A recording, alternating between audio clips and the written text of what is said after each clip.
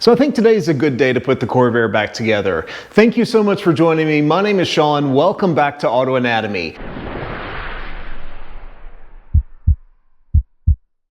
Where we left off on the last Corvair video, we had replaced the engine fan bearing, and I think I had mentioned in passing that I wanted to replace the cylinder heads. So I picked up a couple from my buddy Mike, who had them gone through at a machine shop. They've got new valve guides, valve seals, valve job, everything, and put them back on the engine, got the engine all buttoned back up. So in today's video, we just need to put the new clutch in that's come from Clark's, mate the transmission back together. I've got a couple of other little seals to replace, and we'll get it back in the car, and who knows, see if it'll run again.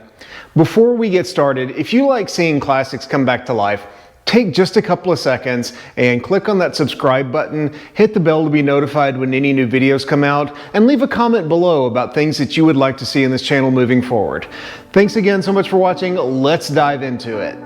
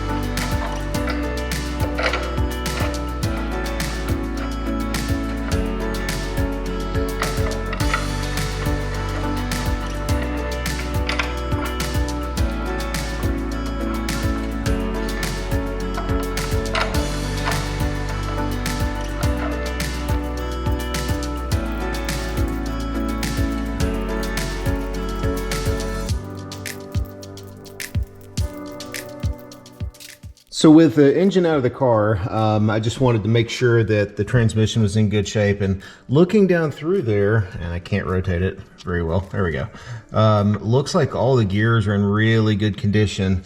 So I think that was just the clutch that broke. But this gives me a good opportunity to replace a couple of seals. I didn't do it last time, and I kicked myself that the side seals here are leaking, and there's just an O-ring around this carrier, and then there's a seal on the inside here. So I'm going to pop this off, take the old carrier off, and replace those two seals, and then I'm just going to reseal the whole thing. So, just new silicone around the whole thing. Hopefully this time we will have no transmission leaks.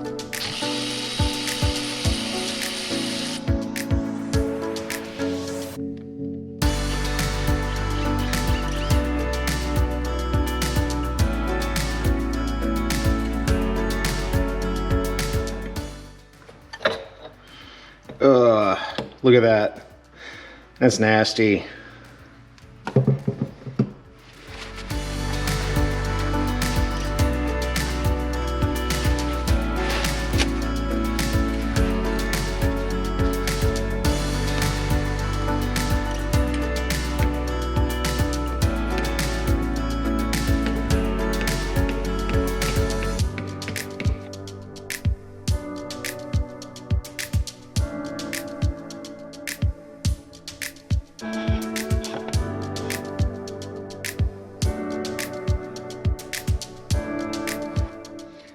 Now that I've got this out, you can see this is the preload for the side bearings of the differential.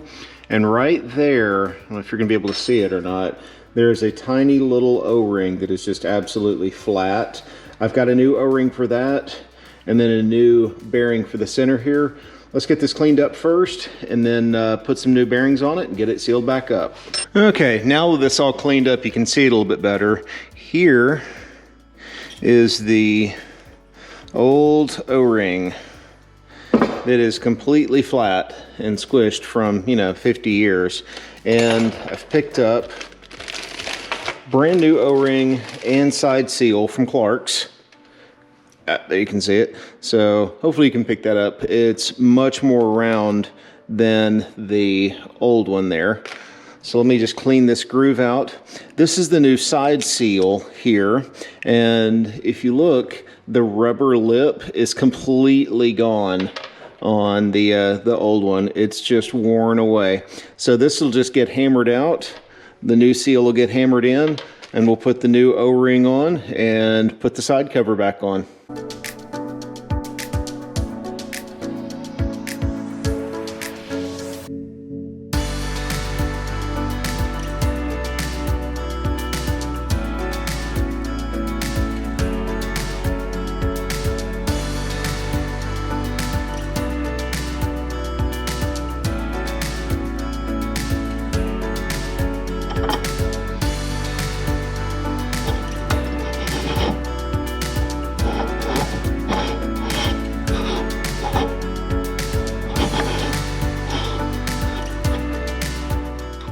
One thing to be aware of is that if you pull both of the side carrier bearings out, that's going to impact your gear lash here. So if you're going to do this, make sure you do either one side at a time, or you have to have the ability to set the gear lash. Now, I went through and put some gear marking compound on there and checked the wear, so it's set right. But in order to tighten these down, I just whipped up a quick little tool. This is just a piece of like 3/16 steel with a socket kind of crudely welded to it. And, you know, just fits right in there, and you can tighten or loosen the side carrier bearings in order to preload your bearings. Next, we'll just tighten the little lock tabs back down, reseal the top, and toss the transmission back on the engine.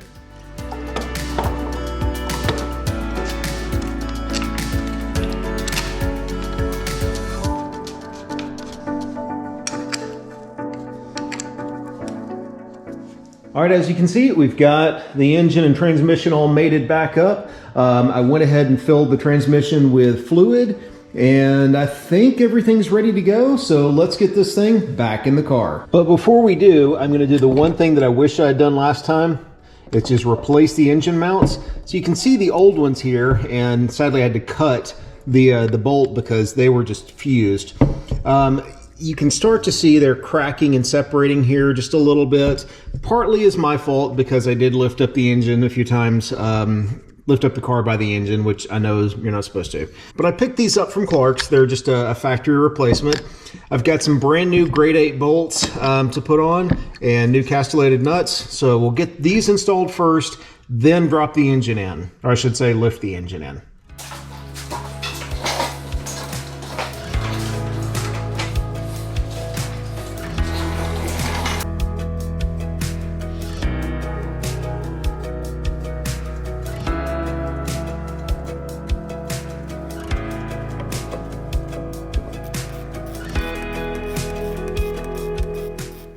All right, now that the engine is back in the car, we've got a couple of other little things to do. One of the things that I've been meaning to do is not because it's been a problem, but just for peace of mind, is replacing the rear U-joints. Now, if we look at the little drive shaft here, you can see the U-joints are original on here, and they move fine, and you know, they're probably okay, but considering this is an integral part of the suspension, I want to go ahead and replace them. One, just to make me feel better, and two, so that we can actually grease these. Now, looking at the U-joints, you can see they're just kind of old and funky, and haven't even popped this off. So let's see what this looks like. Yeah, it's got grease in there, but you can see it's pretty dark and broken down, so probably not too long for this world. Now, I will freely confess that doing U-joints is probably one of my least favorite things to do in a car. They're finicky, the little bearings get trapped down under the U-joint when you're trying to knock it in, and I've tried using hammer method, I've tried using a shop press, and everything seems to just cause me a lot of headache. But I have found one thing that I really enjoy. I'm not going to say enjoy. I have found one thing that I actually will tolerate doing U-joints on, and that's using this OTC shop press. It's really a ball joint service tool, but you can do U-joints with it. And this is a big, heavy, you can see this is probably 1.5 inches thick, stout little C-press.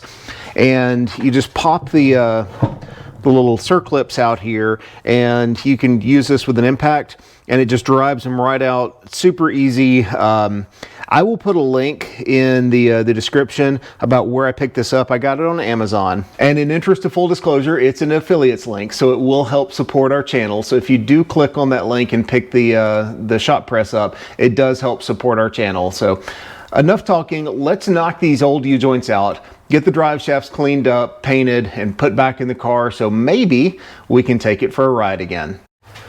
All right, step one, let's get these old circlips out. And it's just one side that's rusted in.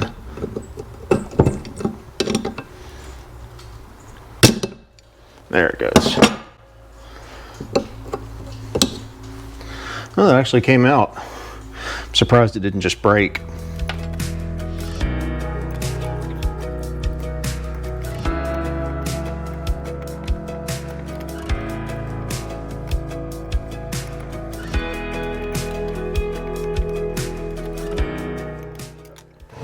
Okay, now with all of these out, let's work on pressing the old U-joints out.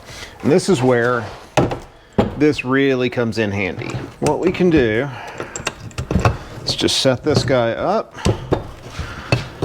and the little rod here will push the old cap into the recess here, and then just allow us to pop this right out. Okay, here goes nothing.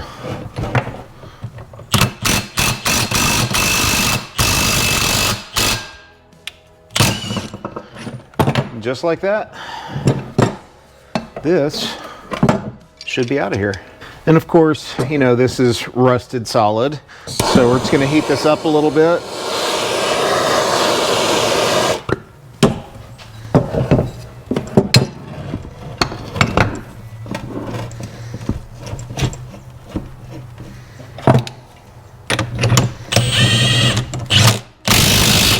There it goes. That popped that time.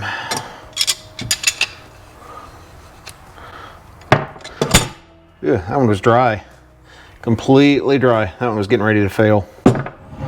Both U-joints are out, and you can really see, like, some of these were completely dry. I can just knock the bearings right out of them, and the grease is just hard. So these were getting ready to fail. Was initially intended just to be like a peace of mind, but this was actually maintenance that needed to happen on the car. So let's get this cleaned up. I want to just clean the rust and dirt and grease off of it, and then work on getting it painted, and then we will install some new joints, drop it back in the car.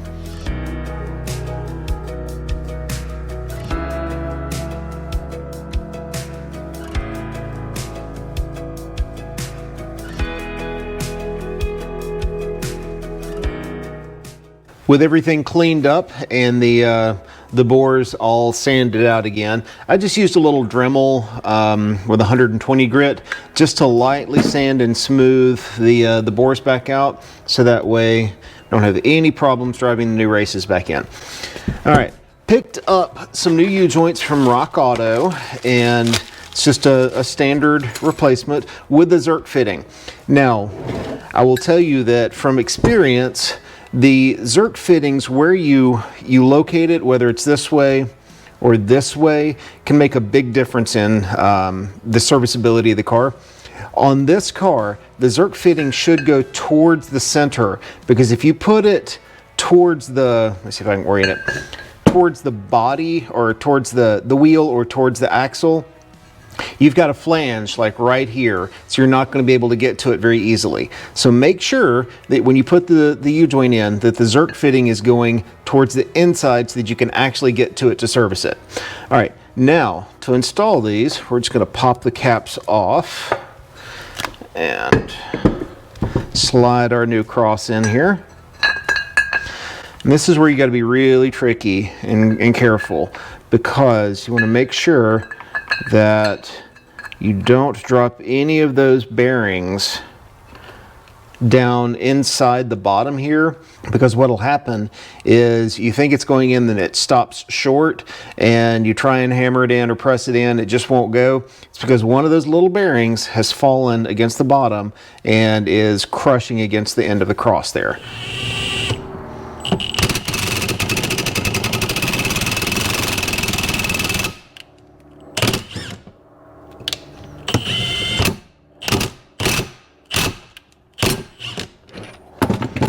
All right, I've only driven this thing in just far enough to get that circlip in, because we don't want to drive it too far and then have to push it back out. So we'll take our new retaining clips, and on this application we're only going to use 2 of them. Drop one down in, make sure it seats really well. This one looks like it still has just a tiny bit to go. So we'll pull it back out, drive it just a little bit further in, and then go to the other side.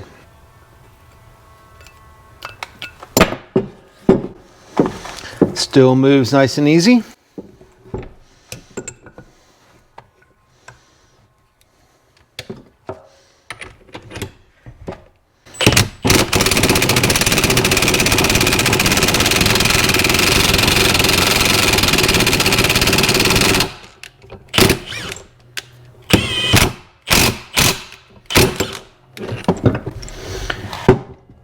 And we've got room for the new circlip down in there. Drop this guy in. And that is one done. All right, on to the other side. We now have brand new U-joints, move freely. I went ahead and greased them. They had a lot of grease in it anyway, I just wanted to make sure. And now all we have to do is throw it back in the car and who knows, maybe go for a drive. All right, so it's all back together. Let's fire it up and take it for a drive. Make sure that clutch works. Feels like it has a clutch.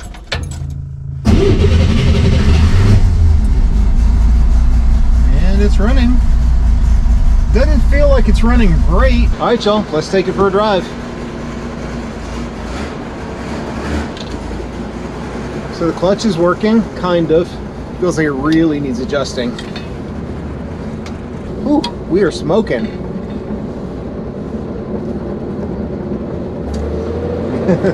There is a cloud behind us.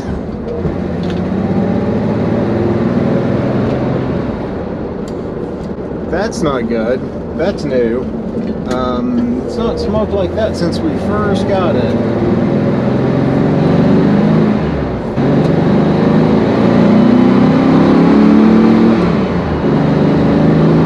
Feels good though. Needs a little adjustment. So overall, the clutch feels fine. I mean, it feels like it's working again. The engine's not running great. So driving a little bit, getting it warm, it feels like it's still got a little bit of a misfire. I'm hopeful that that's just some carburetor adjustments or valve adjustments, I guess, since I just had the heads off. But you know, that's the way it goes when you bring a classic back to life. Sometimes you fix one problem and you break 2 more. That's going to wrap up this episode. So I wish each and every one of you a very Merry Christmas, Happy Holidays, God bless you all. Thank you so much for all the love and support that you've shown our channel over the last few years. All of this is done just to have fun, to enjoy some classic vehicles and help bring them back to life. Thank you for watching. God bless you all. We will see you next year.